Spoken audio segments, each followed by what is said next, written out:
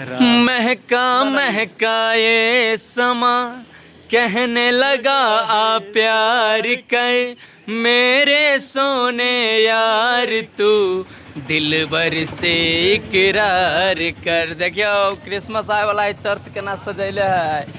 और मंडल जी ठीक है बस राम्रो रेरो राम्रो दाइ ढेरो राम्रो। तपाईँले कहिले कटाउनु भयो? म आज ही कटाउनुहोस् 11 बजे 11 बजे कटाउनु भयो। 11 बजे। कति रुपियाँ लाग्यो टका? 130 टका लाग्यो। 130 टका उटीमा लाग्यो बार कटाउन। 130 टका लाग्यो बार कटाउनुहोस्। ल ठिक छ, राम्ररी रहनु बस्नु होला। राम्रो लाग्नु राम्रो। जय श्री राम। कस्तो हो? राम्रो छ। राम्रो छ। ए, बालको कटिङ हेर्नुहोस्। केटी लाइन मार्नुहोस् त। केटी बाबाजी भएर केटी माथि बाबाजी सॉरी बाबाजी ये आओ तो अब देखियो कितना चमकी चरत। ठीक है, ये सब अपने ग्रुप के आदमी है, टेंशन की कोई बात नहीं है।